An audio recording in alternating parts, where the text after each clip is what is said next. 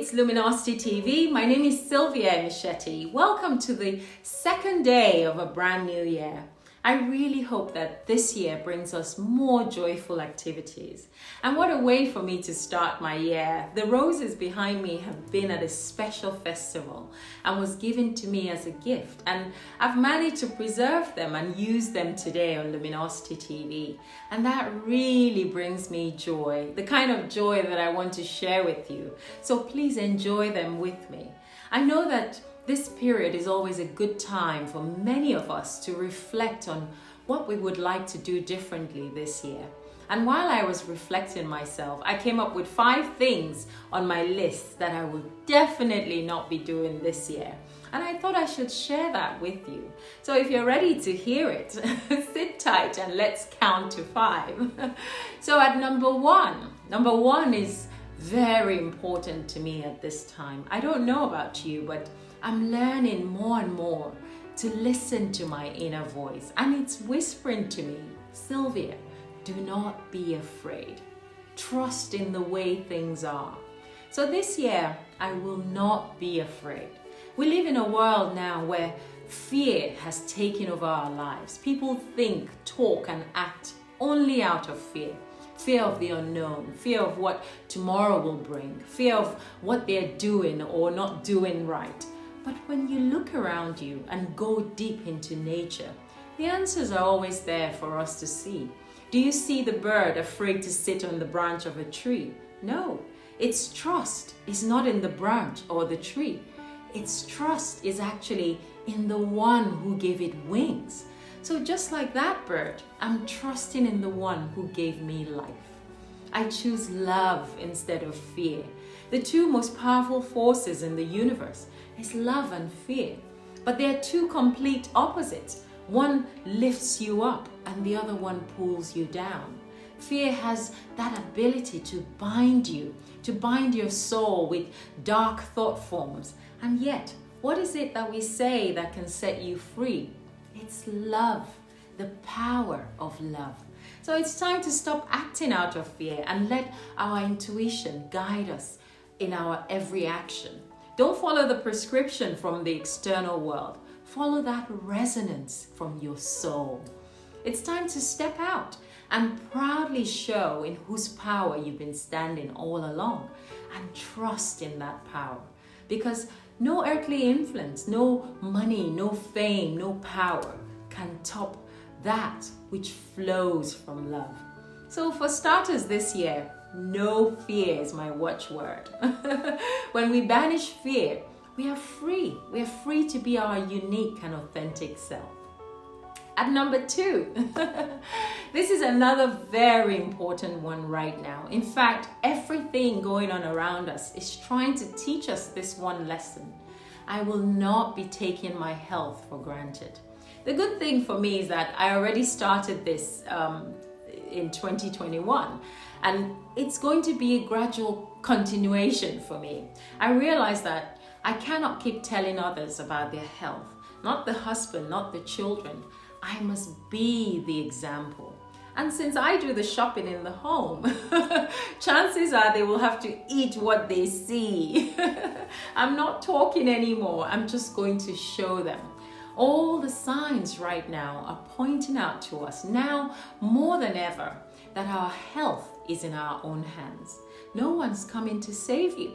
No doctor, no magic pill, no medication. Why? Because prevention is better than cure. Because there is a law of cause and effect. You must do the work of caring for yourself holistically. That is, being in alignment with your true self, your mind, your body, and your soul. One cannot operate without the other. Your body and your mind are just tools for your spirit. And so you are the one who has been entrusted with these tools. They will only serve you if you care for it accordingly. Not your doctor coming to your rescue, not your nurse, not Big Pharma. It's you. It's a responsibility that you bear. You cannot go to the gym every day and work out your body and your mind is in tatters. You cannot also let your mind run around town without knowing when to silence it and bring it into quietude and tranquility. And many people do this through silence, through listening to classical music and so many other ways. But you cannot also sort out the body and the mind when the spirit that is supposed to be the boss is not living spiritually.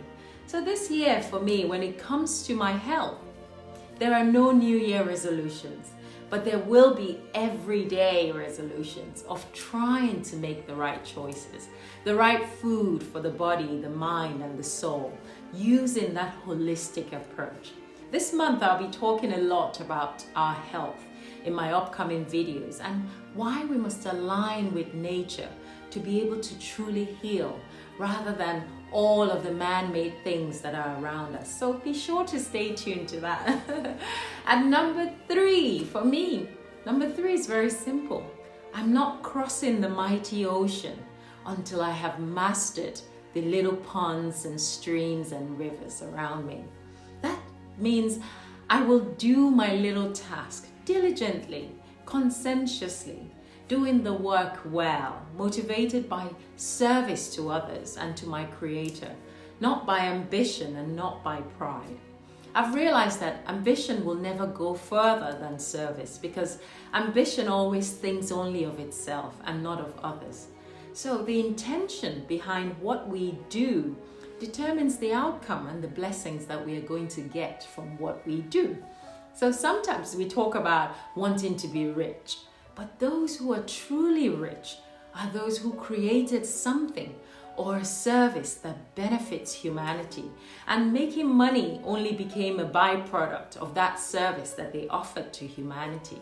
But those whose goal is just to make money and they don't have service at the core of what they're trying to do, I find that even though it looks like they're successful, it is never long-lasting. It never has longevity. And it usually lacks spiritual power in the end. And then it fizzles out and dies a slow death. But that which has pure intent and purpose, that which ennobles humanity, always receives the power to carry on to longevity. So if you do the little task with love, bigger tasks will then be added onto you. Because you are stable, you're unwavering and secure. You are not on tippy-toe, aiming for your head to reach the roof very quickly. Your feet are planted firmly on the ground. And those are the ones who walk far. Those on tippy-toe, they get tired very quickly because they are not on solid ground. So let's live in the present. Let's live in the present moment of things and wait for the tomorrow of things to unfold. Tomorrow has not invited you yet, but look, today has. So let's answer today's call and do well at it. And then it will be so much easier to respond to tomorrow's call. So in order to cross the mighty ocean, we must master the little rivers and streams. And that is my wish for 2022. At number 4, well, this one is so prevalent in our society today. I will not join in the divide. I will show more compassion, even to those who do not understand me. Have you noticed how divided the world is at the moment? In every household, in every sect, every religious group, every spiritual group, every nation, there's this clear-cut split that has happened. We are all showing our true nature. Those who are greedy and selfish and power drunk are even more so now. Those who are vain and obnoxious are even showing us their vanity even more. And those who are gentle, calm, and compassionate are also being strengthened to show their compassion. So right now, it's as if you're not with me, you're against me. If you don't think like me, look like me, do the things that I do, or agree with my opinion, then we are not the same. I don't know you. We're on opposite sides. And the irony is, each side thinks that they're right. Each side believes that they know it all, that the others don't, and that they are the smarter ones, the more learned ones, the more beautiful ones, the richer ones, the more influential ones. For anyone on a spiritual journey or who is spiritually mature enough to observe what's going on around us rather than get drawn into the emotion of things, you'll realize very quickly that it doesn't make sense. And that as humans, we can have a difference in opinions, but we can still have compassion and understanding for each other. We will always see things differently because that is our nature, but that is also the beauty of who we are. We are unique, but also part of the whole. Each variety brings beauty and vitality to the whole. I don't have to agree with you, but I can be understanding about your point of view. So this year, I will not be drawn into the divide where I find myself choosing sides. What is more important to me right now is how I stand before my Creator. I don't want to fight. I remember I'm choosing love. And finally, at number 5, I refuse to see life as a punishment. That means that more gratitude, less punishment. To be happy is to be grateful and content. In fact, they say that the one who is rich is the one who knows that he has enough. And that is my approach for this year. The other day, my friend was lamenting seriously, why am I always the one going through all of these hard times? And I told him, it's simply because you asked for it, because you've earned it, because you needed this experience. Everything that presents itself to you as a struggle or as a trigger is there lovingly so that you can learn from it and be strengthened by it. So don't ask that it should be made easy. Ask that you should have the strength to survive it and to learn the lesson that it has come to teach you.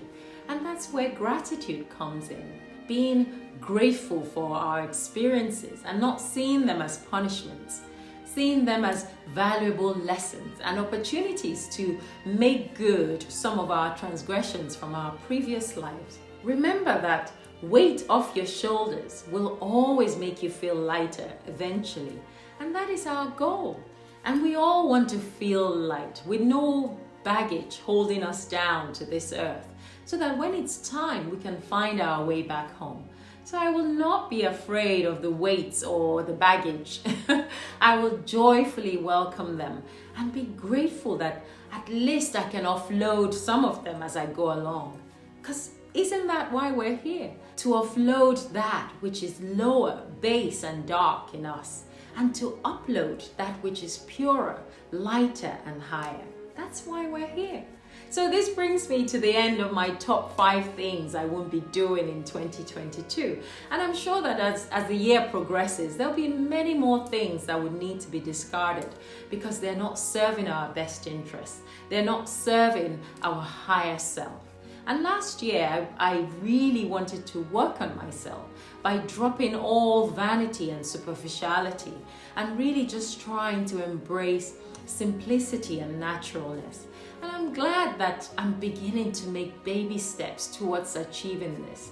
And the key is always listening to our inner voice and allowing that voice to guide us so that we can make better choices.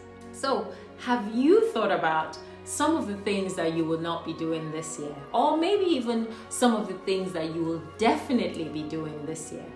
Whatever they may be, my prayer is always that whilst we are given the opportunity to still be here in this part of the world, because we all know that being here is a gift. But whilst we still have that gift of breath, that we may also be blessed with spiritual power back in us, so that we can fulfill that which we set out to fulfill. Because without spiritual power, we cannot achieve anything. So in this year of 2022, I want to wish this power for you, as I do for myself. Happy New Year and bye for now.